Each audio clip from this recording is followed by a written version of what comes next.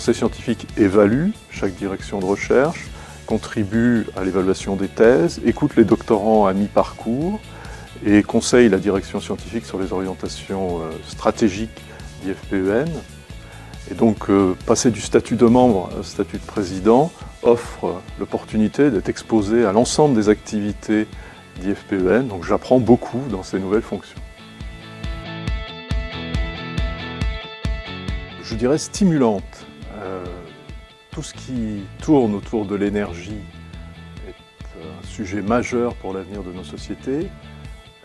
IFPEN est focalisé sur le développement des énergies nouvelles, la mise en œuvre de la transition énergétique, et le conseil scientifique est exposé à toutes ces nouvelles idées, ces nouvelles technologies, ces nouvelles méthodes, aussi ces nouveaux outils de recherche pour aller vers la transition énergétique. Et donc c'est une chance en fait pour un scientifique d'avoir cette vision globale, et c'est très stimulant de coordonner le conseil scientifique dans ces conditions.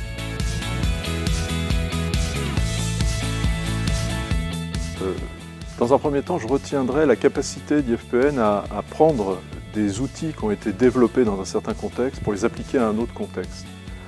C'est le cas par exemple pour les mesures des gaz qui s'échappent d'une cellule de batterie quand elle passe en régime de surchauffe. IFPEN a utilisé des techniques qui étaient initialement développées pour analyser ce qui se passe dans un moteur à combustion interne, donc des techniques de diagnostic optique et de visualisation qui ont permis de caractériser finement ces gaz.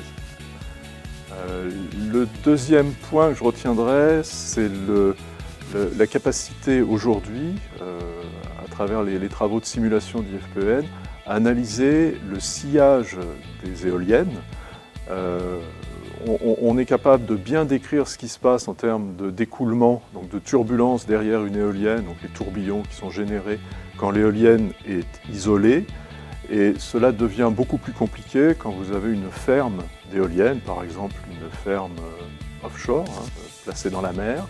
Et là, il est essentiel de voir les interactions entre les différentes éoliennes en termes de sillage, en termes d'écoulement. Le dernier point que je souhaiterais mettre en avant, c'est la réussite, le succès à un appel d'offres européen, ce qu'on appelle les ERC, qui est le mode de financement de la recherche le plus prestigieux en Europe. IFPEN a obtenu une ERC pour travailler avec d'autres centres de recherche européens sur le comportement des réserves aquifères, donc dans le milieu souterrain, et pour analyser l'écoulement de l'eau et aussi le transport des polluants. C'est encore un bel exemple de transfert en fait, de technologie, puisqu'IFPEN était spécialisé dans tout ce qui concerne les bassins souterrains, les réservoirs souterrains, et donc toute cette technologie très avancée, à la fois sur les analyses théoriques, expérimentales et de simulation, vont pouvoir être appliquées à ces aquifères, ce qu'on appelle les aquifères karstiques.